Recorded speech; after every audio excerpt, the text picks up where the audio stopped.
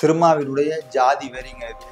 உங்களுக்கும் கருணாசுக்கு கருத்து மோதல் என்றால் கருணாஸ் தனிப்பட்ட முறை ஒரு சமுதாயம் இருப்பதையே கட்டியனுப்போம் கவுண்டர் பண்ணி கட்டியனுப்போம் பேசுன யாரு? அது ஒரு பிரசித்தானது தானே. இஸ்லாமியரை குத்தி கொண்டது யாரு? ஜாதி ஆணவ படுகொலை செஞ்சது யாரு? சில ஜாதி ஒழிப்புட்டா எதன் அடிப்படை? ஜாதி ஒழிப்பு என்பது என்ன ஒழிப்புங்க? நாளைக்கு திரும்ப ஒரு தெலுங்குன்னு சொல்றாரு, இவர் எப்படி தமிழ் நிரூபிப்பாரு? தேவர்கள் சமுதாய மக்கள் விழிப்புணர்வு அடையுங்கள். உங்களுக்காண்டி பேசுறதுக்கு பாருங்க, யாரும் இல்லை. அனாதைகள், அரசியல் அனாதைகளா நீங்கள்? அனைவருக்கும் தெற்கத்தி மன்றதாவின் வணக்கங்கள். இன்னைக்கு ஒரு தகவல் பார்த்தீங்கன்னா, திருமா அவங்களுடைய சமீபத்தை பேச்சு மிகப்பெரிய ஒரு சர்ச்சையா இருந்துச்சு. அந்த கனவுலையை பார்த்துட்டு வாங்க. ஒரு குறிப்பிட்ட சமூகத்தை சார்ந்தவர்கள் என்னை ஆதரிக்கிறார்கள் என்றால் அதற்கும் நீங்கள் தான் பொறுப்பு. ஏனென்றால் உங்களால் என்னை ஏற்றுக்கொள்ள முடியவில்லை, உங்கள் சாதி புத்தி தடுக்கிறது. இன்னும் உங்களால் என்னை ஏற்றுக்கொள்ள முடியவில்லை என்றால் அது உங்களின் தரம், அதுதான் உங்கள் தரம், அதுதான் உங்கள் சாதி புத்தி. அதற்கு நான் பொறுப்பல்ல. அதாவது திருமா அவங்களுடைய மது ஒழிப்பு மாநாடு அக்டோபர் 2ஆம் தேதி நடக்குதுங்க. அதற்கு அவர் பல்வேறு கட்சிகள் அழைப்பு விடுத்திருந்தாரு. அதில் பாமக மற்றும் பாரதிய ஜனதா கட்சிக்கு அழைப்பு விடுக்கல. காரணம் என்னன்னு கேட்டீங்கன்னா, பாமக சாதிய கட்சி, பாஜக மதவாத கட்சி, அதனால இல்லைன்னு சொன்னா அது தொடர்ந்து பல்வேறு வேதாங்க போய்கிட்டு இருந்துச்சு.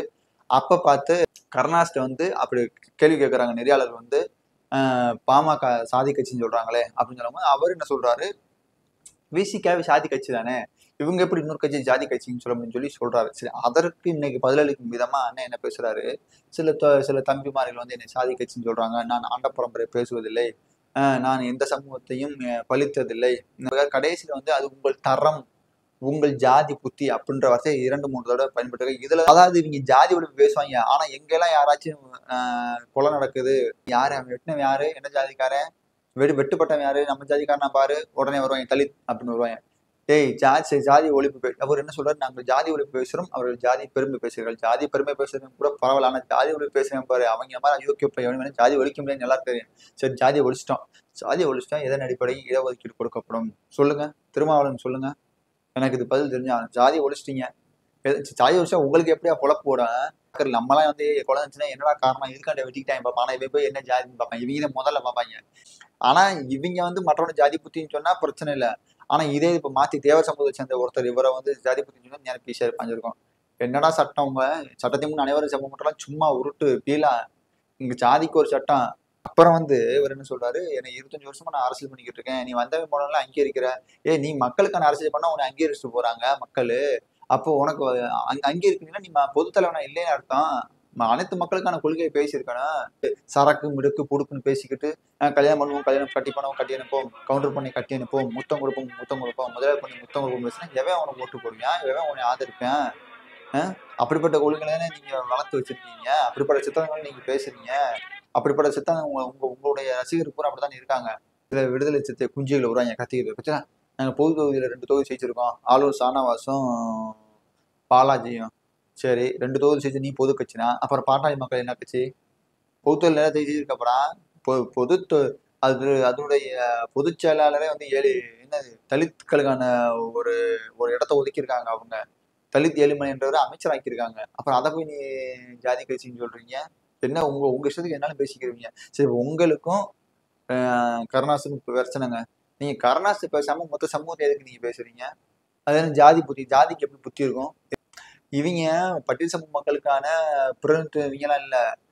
சமீபத்துல உச்ச நீதிமன்றம் ஒரு கிரிமினல் லேயர் கொண்டாடுறாங்க. அந்த முறையை பயன்படுத்தும், இடஒதுக்கீடு முறையை பயன்படுத்தும் அப்படின்னா இவங்கெல்லாம் முதல்ல எதிர்த்தாங்க, குதிச்சிட்டாங்க. இவங்க ராஜால, ஏன்னா ராஜாமையெல்லாம் லண்டன்ல படிக்கிறாரு. நீ உண்மையிலேயே பட்டியல் மக்களுக்கு விடுதலையா இருந்தா ஆமாங்க. இப்போ 3-4 தலைமுறை அவங்க கலெக்டர் ஆயிட்டாங்க, போலீஸ் ஆயிட்டாங்க, அவங்களுக்கு வேணாம், இருக்கிற பாதிக்கப்பட்ட மக்கள் வரட்டும், கஷ்டப்படுற மக்கள் வரட்டும்ங்க அப்படின்னு சொல்லியிருப்பீல. விளிம்புநிலை மக்கள் இன்னும் விளிம்புநிலை இருக்குன்னு நினைக்கிறதானே அதை எதுக்குற? அப்புறம் எதுக்கு இப்ப மாநில சுயாட்சி பேசுறீங்க?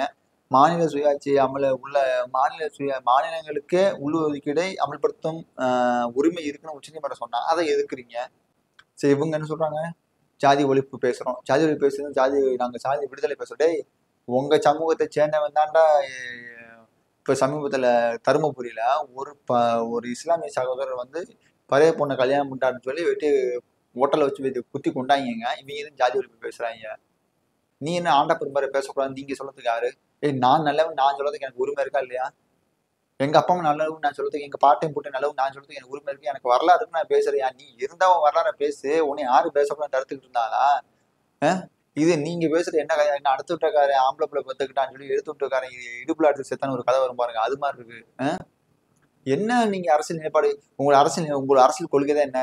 நீங்க தமிழரா, எழுச்சி திராவிடா, எழுச்சி தமிழரா? நீங்க வந்து திராவிடத்துடைய தலித்தனி செலவாதான செயல்படுறீங்க. தலித் பட்டியல் சமூக மக்களை பூரா கொண்டு போய் அந்த கட்சிக்கிட்ட உங்க முதலாளிட்ட கொண்டு அடகு வச்சுக்கிட்டு அதுல அரசியல் அடைஞ்சுக்கிட்டு இருக்கீங்க.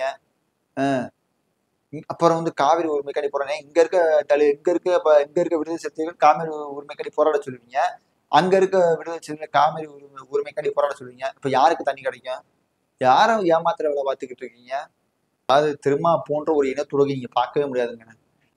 இங்க ஈழ மக்களை கொன்ற ராஜபக்ச போய் கை குலுக்கிட்டு வந்த இன துரோகி. நீ எல்லாம் வந்து எங்களுக்கு பாடம் எடுக்கக்கூடாது. எங்க சமூக மக்களுக்கு வந்து ஜாதி புத்தி இருக்கு, அந்த புத்தி இருக்குன்னு. சரியா?